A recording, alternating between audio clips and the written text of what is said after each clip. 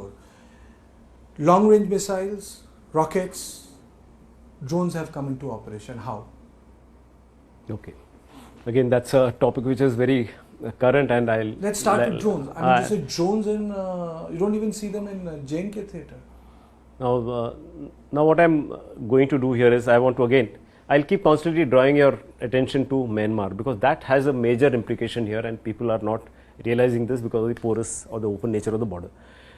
In Myanmar itself, the Myanmar army or the junta first used drones against the Arakan army in 2020, way back in 2020. But after the change in dispensation in Myanmar in February 21, thereafter the PDF and the Three Brotherhood Alliance and all, they also started procuring drones. In the year 2022, October, if I remember, 27th October 22, is when the Three Brotherhood Alliance used drones against a Myanmar army post. They killed 5 soldiers. Used it again in November 22. They killed about 10 Myanmar soldiers. And as late as this year, this April, they used swarm drones. They used 30 drones against where? In Myanmar headquarters, army headquarters in Naypyidaw. Can you imagine 30 drones, swarm drones coming there and attacking? That's what has happened. So, because of the historical connect that people, not just on the border, but in the entire state of Manipur, you are aware of the fact that there are insurgent groups cutting across all factions. Nagas, Metis, Kukis, all of them are there. They have camps there in Myanmar. So, obviously, if drone usage has proliferated so much in a matter of 2.5 years, it's very easy for them to procure. Are you aware that there's a company, Chinese company called DJI, which delivers a drone to you at your doorstep on demand? This is happening in Myanmar. So, are you saying that the Kuki militants are... No, I'm coming to that. I'm just giving you a backgrounder. Importing these drones? Yeah, I'll tell you what. When this news first came on the 1st, 2nd of this month, one of the media channels contacted me and asked me, sir, I had just read, I was not still aware of the details. Sir, are you aware that there have been drone strike? I said, I've just read. So, are you surprised? I said, I'm not really surprised, because it is quite possible, because I knew this background of it being used extensively in Myanmar, both by the Myanmar army as also by the PDF.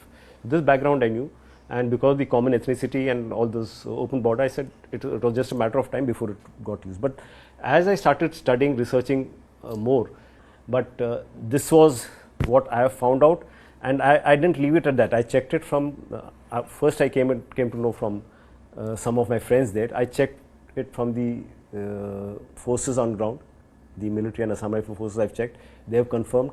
I have also checked it from the army chief, and he has confirmed that there is actually no ammunition dropped. The footage, the pictures that are going around are of which place? They are of Palestine and Myanmar. I've said this in my earlier interviews also. I have about 35 to 40 videos in my mobile, all false, different countries, but what gets propagated is happening in Manipur. So, I'm repeating, no ammunition has got dropped. Today, the entire media, print, electronic have all gone ballistic over saying the drones have been dropped, and there are many experts talking of the ramifications. Yes, ramifications will be there if drones are used. But so, are you saying that there are no drones in Manipur? There are drones. I am clarifying, there are no drones which were used to drop ammunition. So, if you the blast which took place? So, please read the newspapers of Manipur. Again, don't read the newspapers of the rest of the country. In one of the newspapers, 3 days back, it came that woman who died in Kotruk village and her daughter who got injured were casualties of bullet injuries. Bullet, not shrapnel. If something gets dropped from top, it's not bullet, it has to be a shrapnel. So, it is stray bullets that hit her. In fact, again, that was a place where both the Kukis and Methi factions were fighting, and this lady unfortunately got killed in the process. But let me also clarify here that drones, drone is a very loosely used word. Drones, quadcopters, both are being used for various purposes, not just in Manipur but everywhere. You know of the use that it has in photographing, in videographing, in agriculture, weather forecast. For many things it is being used. Again, Assam Rifle and Indian Army have shot down, I don't know, there must be at least 30 to 40 drones or these quadcopters that have been shot out.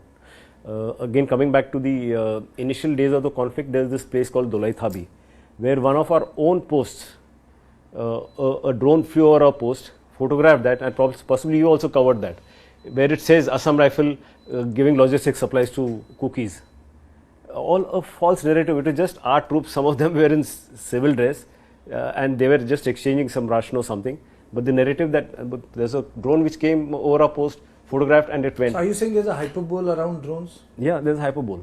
What about the long-range rocket missile that got fired? Again, it's not a rocket missile. It's a very, it's a very crude kind of a weapon. It's called as pompies. It's just a barrel,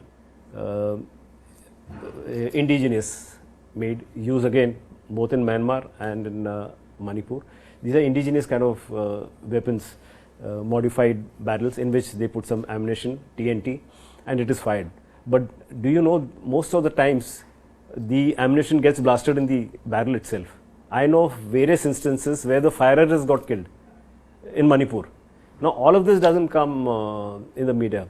Media kind of plays it up as if it's something very, very alarming, that rockets, like you said, so are rockets, you saying there's missiles. a narrative being, they're not rockets, they're not missiles. Are you saying there is a narrative being built against cookies? See, narratives are being built by many people. What we lose sight of is, again, you not ask me this question, but I see on all the channels they keep asking, is there a foreign hand, is there a Chinese hand, is there an American hand? Are there foreign terrorists, are there foreign militants? No, when you said foreign, I kind of thought you're asking of people from Myanmar. So, if at all they are there, they would be very, very few, if at all. But to the best of my knowledge, they're not there. But in terms of foreign hand, again, no clear-cut evidence, but surely all these countries who have interests of their own will not let a situation like this pass just like that. Surely they would be trying to fund, maybe in terms of giving them some, the people involved, cash, could be weapons, could be drones, could be drugs. And before I end this interview, there is a line of control which is operating in Manipur. How can one do away with it? Is demilitarization possible of the entire state, the weapons?